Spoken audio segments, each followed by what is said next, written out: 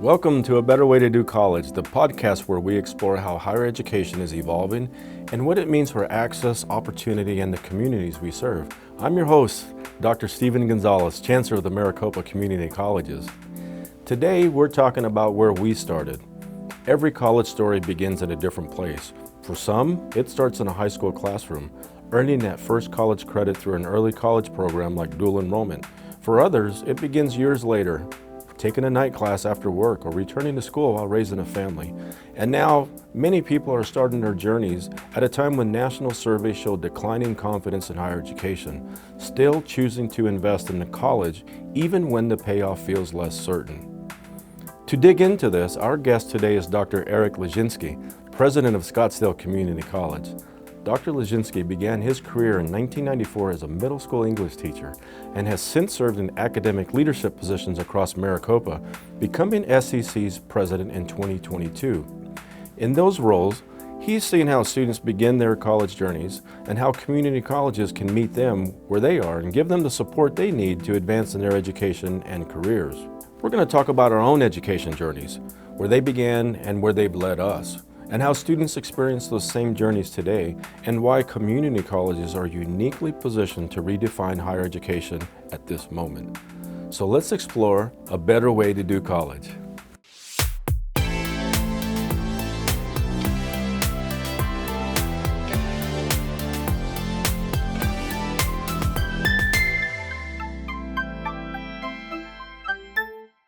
Today's conversation is going to be about where we started.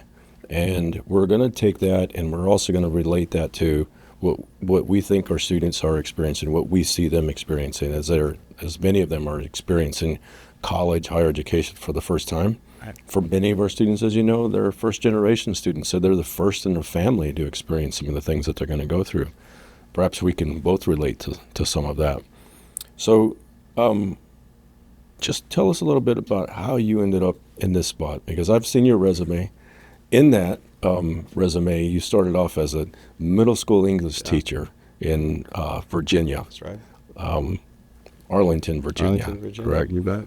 And I think anybody who's ever taught middle school, you've got some automatic tickets to places that most people don't get it to go into. So good for you for starting there. Oh, thanks. And it's my pleasure to be here, Dr. Gonzales. So enjoy my experience working at Maricopa, enjoy opportunities like this to just be able to tell a little bit about my story and our journey and how we can impact education. But the middle school teaching, I've learned so much from that, and I still apply many of those lessons to the work that I do today. When I was growing up, teaching was always part of my family. My father was a teacher, my aunt was a teacher, my cousin was a teacher. So around the kitchen table, teaching would always be that conversation. Teaching was in my blood. It's something that I took to heart. And then went into college and thought, gosh, what am I going to do? What am I going to do? And didn't know, but always had in my mind that maybe teaching was where that would be. So I got lucky enough to graduate from college, applied to be a public school teacher in Arlington, Virginia. Literally got hired 2 days before the start of the school year. But boy, the students were amazing. I learned so much from them. I learned never to underestimate students. Always keep high expectations. Students will meet them. And boy, it's just some amazing stories from my time teaching middle school. So it's been many years and many positions ago. Today you are college president.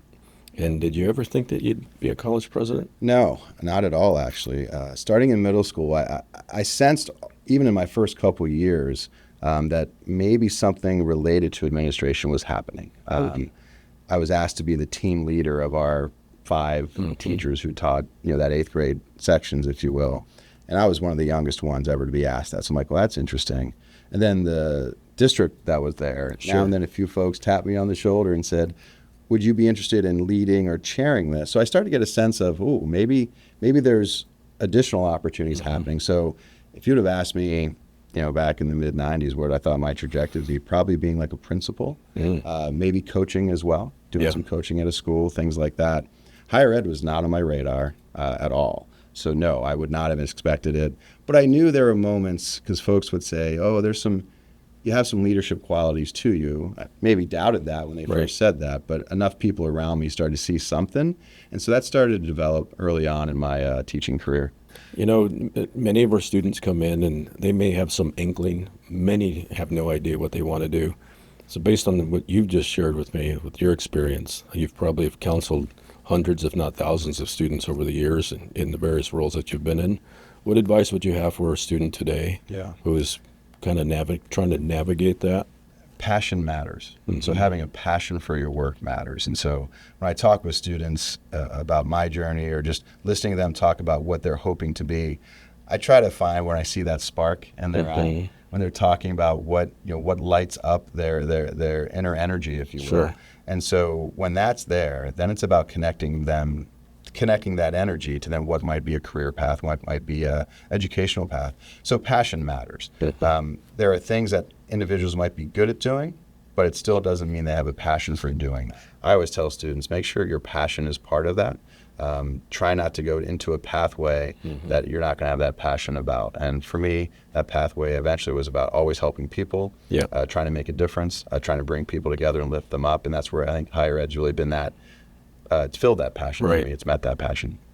So we're not going to ask your age, but I know you and I are pretty close in age with another. Yeah. We were probably navigating this sort of... I won't say which one of us is older, which one of us is younger. But yeah, we're similar it's probably pretty clear on camera, but we're not going to say anything.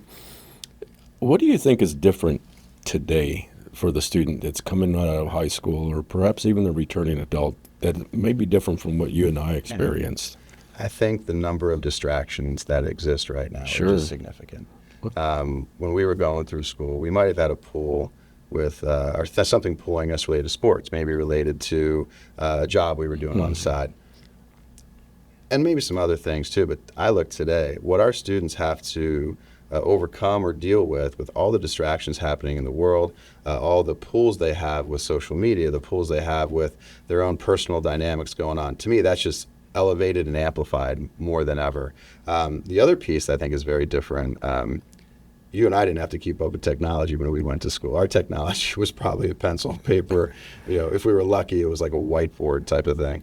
Now I think another challenge students have is technology is so pervasive to their world. They not only have to learn content of what they're experiencing, they have to learn then how are they going to utilize technology to enhance their learning, how are they going to learn to present, how are they going to learn to create a video, how are they going to learn to show their learning and demonstrate their learning in ways that we didn't have as much choices for that or opportunities for that. So I also think the student of today, not only do you have to be able to be smart within your own content or disciplinary, but you have to also have technology sort of intertwined with all that you're learning. And that to me is a different change. So in the roles that you and I are in, we're kind of far removed from the front lines of the core mission of teaching and learning, but we still have to find ways to stay relevant and pay attention to what's happening, especially technology-wise. What are some of the things that you do to stay on top of it, to better understand students' needs and also the needs of your staff and faculty to serve them? This is a real recent story, but to understand student needs, you got to listen to them. You got to bring them into moments. So we had 6 students join our community advisory committee recently, just last week, and they talked to us about their experience at SCC. They talked to us about their learning, and they talked to us about their needs. So important to get students in front of you in whatever way you can.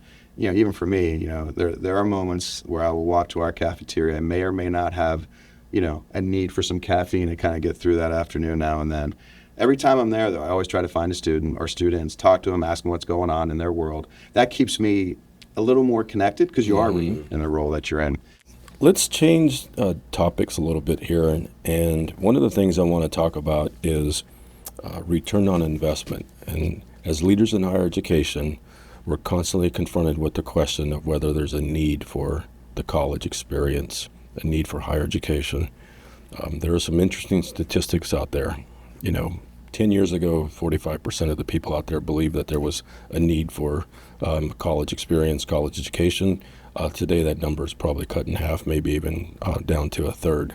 So I want to hear your thoughts on that. And then we'll go from there. I first want to hear what are your initial reactions? My reactions are we as higher ed professionals have to do an even better job in conveying the worth, the value of what we do. Some data will tell the story. Right now, I know if you have a high school degree, you have an earning potential. But then if you have that college degree or some credential, you're more likely to earn $10,000 more a year than you would elsewise, right? So we know there's some data that supports the value of what a higher ed degree is. But it's incumbent upon us that we have to make our learning as relevant as possible. And that's where I think over the period of time, maybe we haven't been as current in keeping our learning relevant, keeping our learning connected to the real world job applications of going into the work environment and applying the learning immediately. Some of our more cutting edge programs tend to be in the workforce development spaces where we have our semiconductor programs across our system. I know at SCC we have a hospitality program, a culinary program. You walk into those spaces, those students are engaged and they will tell you the value of their learning because they're applying it in that moment in time. I think it's incumbent upon us to make sure that no matter what the class is, we're conveying all that we can do to explain to the student that this learning is relevant. Sure. And how can we apply it and where will we apply it? I think there are moments where we forget to do that. Maybe we take it for granted. Maybe it's just something that we understand because we're professionals in the field. But I think it's so important that as higher ed professionals, we continue to work hard to make sure that our students every day understand the why they're there, understand the relevance of what they're learning, and ultimately will deliver on their ability to get a job, to move on to the university should they wish to transfer. And those outcomes will then also tell our story as well. But I understand why confidence has waned over time. You can see examples of that where we've maybe lost our way in making sure that the curriculum and what we're delivering is relevant to the workplace and relevant to the world. Well, and I think the the reasons for the public pushback, they may be political in nature, they may be economic in nature. Time-wise, the length of time it takes to complete some of our certificates and degrees. I might even go as far as to say that maybe that sentiment may lean closer to our university partners and perhaps our community college partners, just given the nature of our programs and the students that we serve. Do you have any thoughts around that? Yeah, I agree with your sentiment that sometimes the universities, particularly with cost and the economic impact of that, that's significant. We hear, students are fearful of debt. They should be fearful of debt, and no one wants to begin their life, 6 digits in the hole, if you will, when it comes to they owe money back to an institution. But there's so many examples that we hear on a day-to-day basis. I hear on a day-to-day basis talking to our students who may have started in university, realized the cost was more that they could continue affording, and therefore returned or came to a community college. But that debt matters, and that weighs on someone's ability to then continue to dig themselves out of that hole. So I do think the economic impact is very real. And then if the outcomes don't back that up, if you graduate with debt and then you're in a job that it's not paying you a livable wage, why would you think that the education you just received was indeed credible or was relevant to your advancement? So what I love about the community colleges is that we are affordable, we are high quality, but we're doing all we can do to ensure our students are not graduating with significant, if any, debt, which allows them to start their next journey debt-free. That is meaningful, and I think that's a game changer for us, and I think that's in our advantage. Well, one of the taglines that we see used often in Maricopa is we're a better way to do college, and I think that encapsulates everything that you just said. The fact that we offer 11 bachelor's degrees, and over the next 5 years we plan on adding 15 more. Most of our bachelor's degrees can be completed if you were paying completely out of pocket under $15,000. And for our university partners, that's typically a year's worth of just tuition and fees alone. So when we talk about coming out debt-free, and it's fast, and you're going to have an experience that's quite different from other institutions of higher education, I truly believe it is a better way to do college. I think we can do a better job of communicating that to our students and our communities, and it's constant tending to that. And I think that's what separates Maricopa from other colleges. And I would even go as far as saying the community college sector in comparison to others out there who aren't community colleges. We've managed to find a way to still remain very affordable and accessible. We're really proud of that. I've read some research recently that said that in the 1970s and 80s, students only needed to work about 5 hours a week on average in order to pay tuition and fees. Today, it's almost 40 hours a week. Right, and probably multiple jobs at the same time. That's allowing them to get those 40 hours. So that's a really good point. So I think that's one of the differences and challenges that our students experience in today that you and I didn't necessarily need to worry about. But that's not to discount the fact that it's gonna cost. There's going to be a price.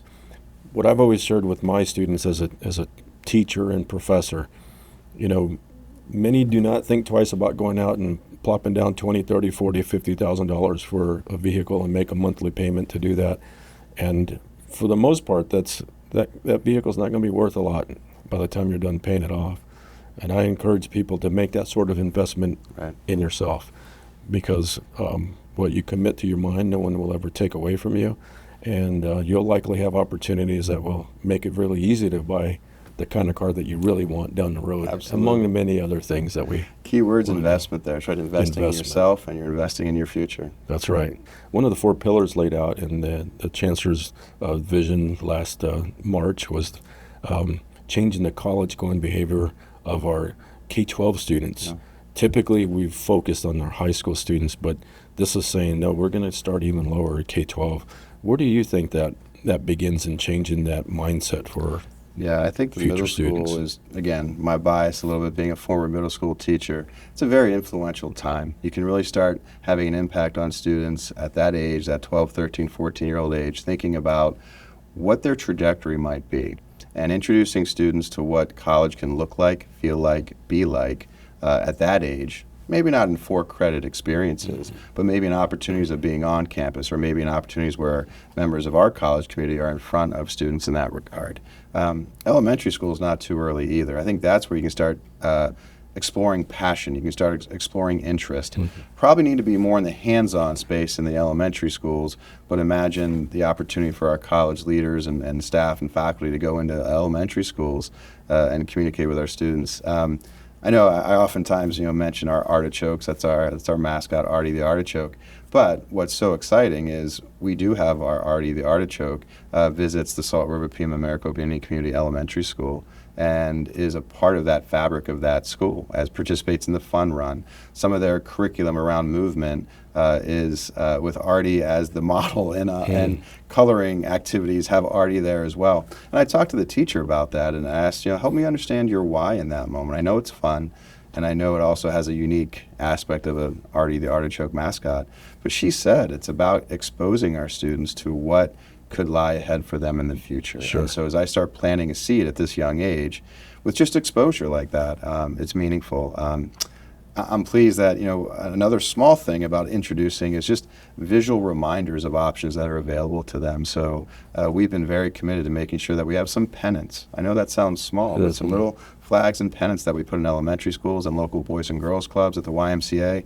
Just putting that, planting a flag, for lack of a better phrase there, right? That students know that there's an option that's around the corner, literally, for them just in a few years. And so elementary school is where I think you start going to awareness. Middle school starts to become a little more about passion. Right. And then in the high schools, that's when you start talking about your credit-bearing courses, early college experiences, whether it's dual or concurrent enrollment.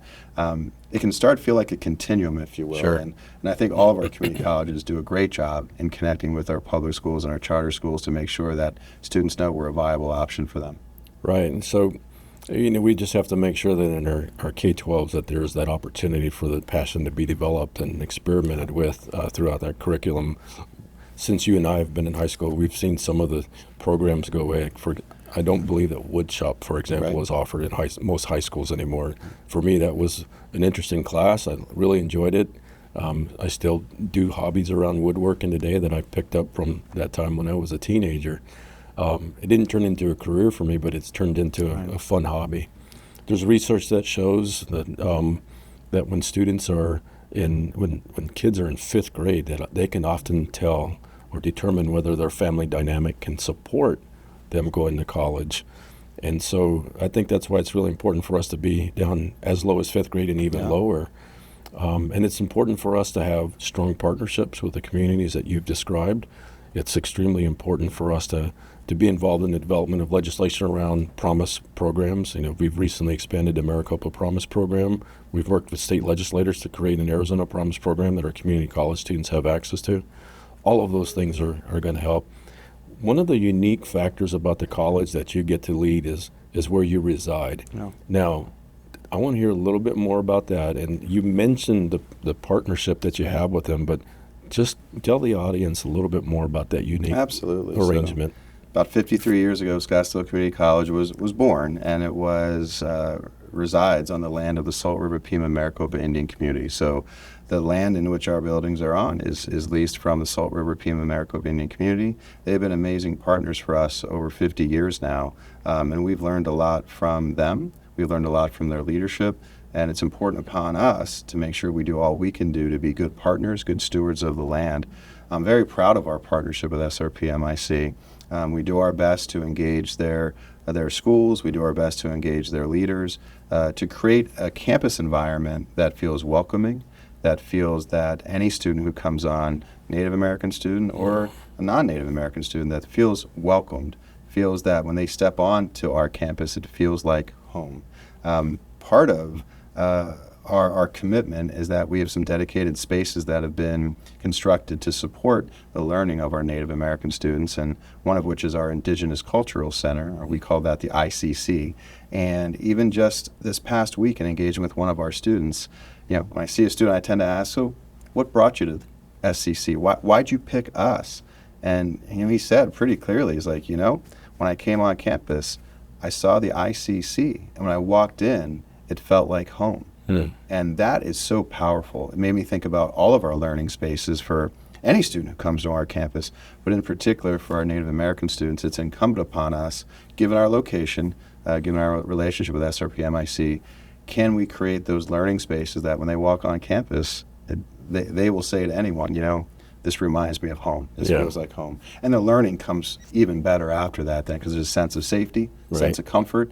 So we're proud of our longstanding relationship. We continue to work and learn and grow with SRPMIC leaders, and to make sure that we're doing all we can do to be good stewards of the land and good partners. That's great work. What a great partnership. All right. Well, one final question. You being in a leadership role, do you have any advice for anyone that aspires to leadership positions and maybe even being a college president someday if they're currently working for Maricopa? Absolutely. One is, don't be afraid to lead with your heart. Sometimes, we're in moments where your heart's telling you one thing, your head might be telling you another thing. Don't discount the heart. There's something to that. There's that gut instinct at times.